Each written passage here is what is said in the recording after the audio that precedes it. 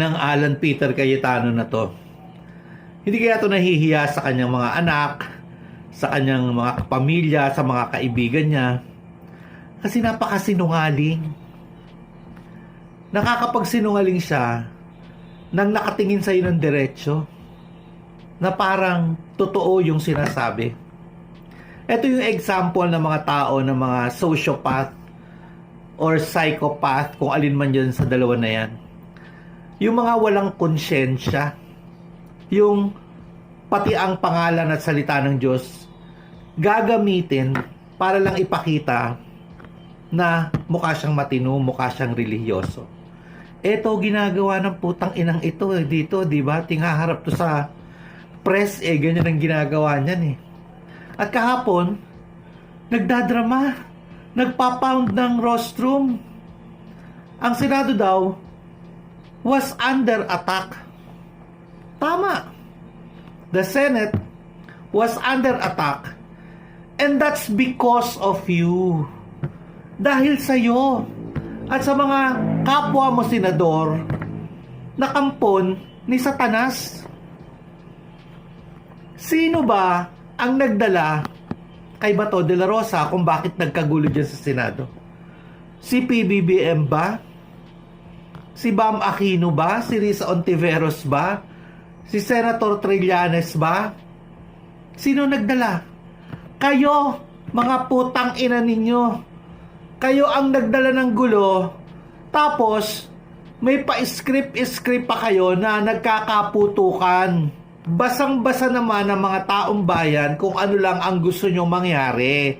Magkagulo, lituhin ang mga tao, ang mga press, at patakasin si Bato de la Rosa na siya na ngang nangyari. Ang masama dito, mga pa-victim kayo pa yung mga nagpapa-victim, kayo yung mga aggressor, kayo yung mga walang hiya, kayo yung mga kawatan. Tapos, sa harap ng publiko, kayo yung nagpapa-victim. Alam na alam nyo yung shooting na mangyayari dyan, yung putukan na mangyayari kahit walang tinamaan kahit isa. Alam nyo, dahil bawat isa sa inyo na mga kampon ni Satanas na mga senador, nakaredy na nagla-live at nagpapaawa sa mga tao na parang sinusugod sila doon ng pamahalaan. Samantalang si PBBM nananahimik sa palasyo at wala namang pakialam sa kanila. Tapos, pa-victim ang mga putang ina na akala mo hindi sila yung may gawa ng kaguluhan, ng chaos. Saan ka nakakita ng Senado na nagkukubli sa isang kriminal at gumagamit ng mga batas na ini-interpret nila ng mali na pabor lang sa kanila?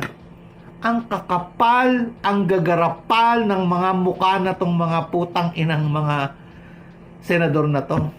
Ang kakapal ng mga mukha nyo at ang buong Pilipinas ay hiyang-hiya na nakita ng ibang bansa kung anong klaseng Senado ang meron tayo ngayon sa pamumuno na tong santong kabayo at banal na aso na to na si Alan Cayetano.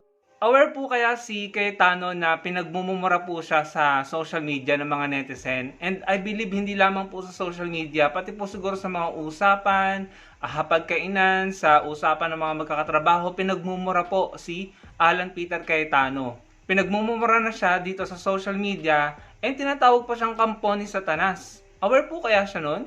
Sa kabila ng pagbanggit niya ng pagbanggit at paggamit niya ng Bible verses at pagpapapicture niya na siya ay nagdadasal, nakaluhod, pinagmumura siya ng mga tao at galit na galit siyang tinatawag na kampo ni Satanas. Alam kaya yan ni Alan Peter Cayetano? Ganun po kagalit ang mga tao kay Alan Peter Cayetano. Nagkagulo po ang bansa, ang Senado dahil sa kanya. Hindi siya nag-iisip. Kinaladkad nila si Bato de la Rosa dyan sa Senado para maging SP siya, maging Senate President. Pero hindi niya naisip kapag itinago ulit nila or pinatakas nila si Bato de la Rosa, malaki ang posibilidad na maagaw ulit sa kanya ang Senate Presidency. Dahil unang-una, mababawasan sila. At pangalawa, kapag nakulong yung tatlong senador, si Chis Escudero, Joel Villanueva at Jinggoy Estrada, malaki pong mawawala sa kanya. matatanggal ulit siya. E di ang bilis lang ng kanyang pagiging SP. So ginalit mo lang ang taong bayan, nagkagulo lang dyan sa Senado, nakatakas lang si Bato de la Rosa, wala ka namang napala. So sinong mukhang siya nga ngayon at pathetic, kaya galit na galit ang mga tao sa kanya. Pinagmumura siya at tinatawag siyang kampo ni Satanas kahit pabasa siya ng basa ng Bible verses. Kaya alam niyo mga kababayan, dapat hindi tayo naniniwala din sa mga ganyang uri ng politiko na ginagamit ang Bible verse, ang pagdadasal, ang Panginoon sa kanilang mga agenda para sila ay sabihing mabuting tao, mabait. Dapat maumay na po tayo at wag na po tayong maniwala sa ganyang style mga kababayan. Alan Peter Cayetano, hindi ka magtatagal sa pagiging Senate President mo, matutuloy ang impeachment ni Sara Duterte and sooner or later, eventually, mahuhuli si Bato de la Rosa. Lahat ng ginawa mong gulo, tatatak sa utak ng mga Pilipino. Hindi namin kakalimutan kung anong klaseng politiko ka, sinungaling, tuso at higit sa lahat, oportunista. Hindi ka na namin papayagang manalo sa susunod. Mga pangsariling interes at political interest na lamang ang inaatupag nyo, hindi mga Pilipino. Pag natanggal ka bilang SP, lalo kang pagtatawanan ng mga Pilipino at lalo kang makakatikim ng malulutong na mura. Sawang-sawa na kami sa mga gaya mong politiko. Tatandaan ka namin at sisiguraduhin namin sa 2028 hindi ka na magkakaroon ng posisyon. Huwag po natin kalimutan mga kababayan ang ginawang ito ni Alan Peter Cayetano at ng kanyang mga kaalyado.